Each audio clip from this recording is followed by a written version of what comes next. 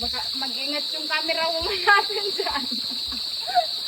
Baka sayong madapa dyan, oh. Oh, oh, oh. Oh guys, tignan nyo yung daanan, oh.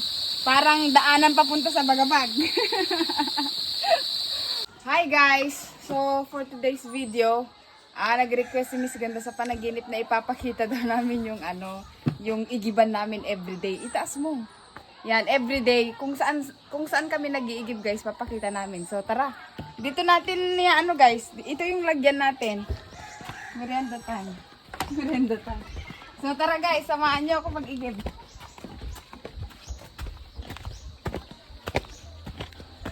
Ito yung araw-araw kong ginagawa guys.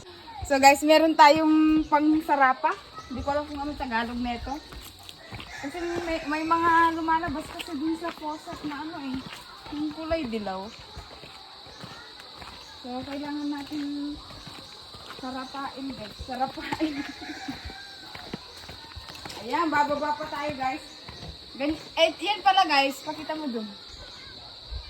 Yan, yung daanan na yan, guys, sobrang mahirap yun kapag ka naulan, sobrang madulas.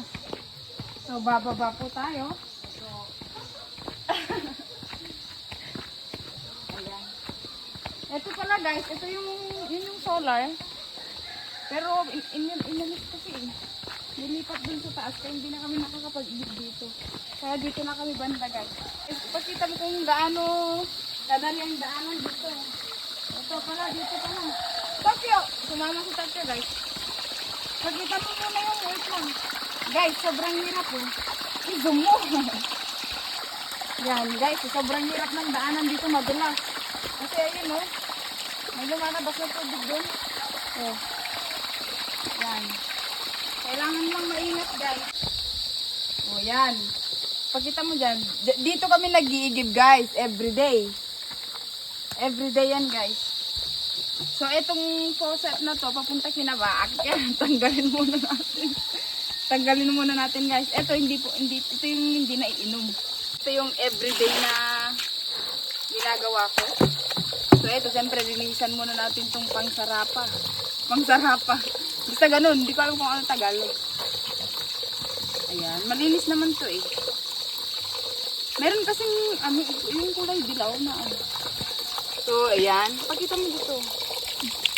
Yan. Ganyan lang. Tapos, itong timba.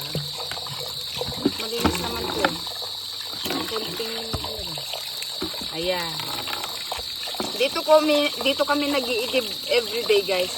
Ganito po kadali yung igiban namin. Di ba sobrang layo?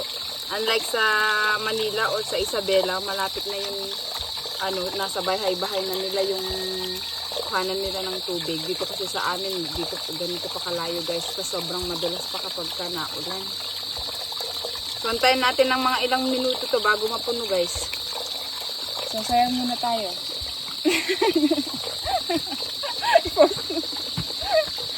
I-post mo na yan. Mamaya, antayin natin guys. Ayan guys, konti na lang mapupuno na. Guys, dalawa pala yung daanan dito. Papakita ko sa inyo mamaya. Ayan, puno na.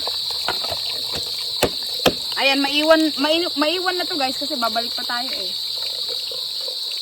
So, dito guys, di ba doon kami dumaan kanina? Diyan. Dito guys, dadaan naman na tayo dito sa kabila kasi sobrang hirap doon Dito din, pwede din dumaan dito guys. So, hindi. Mag-ingat lang sa kasi sobrang madulas talaga. Ayan Ganyan. Yeah.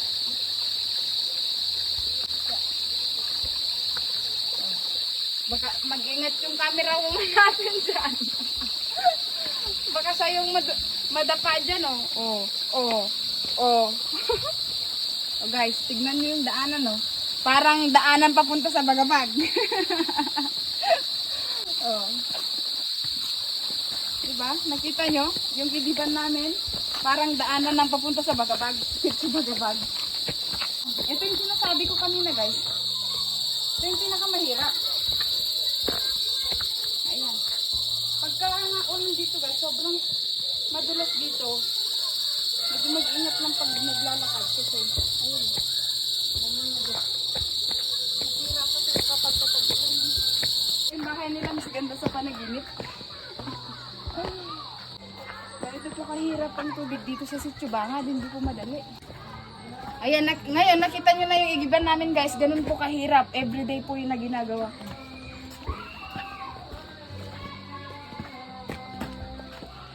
Bye! Thank you for watching.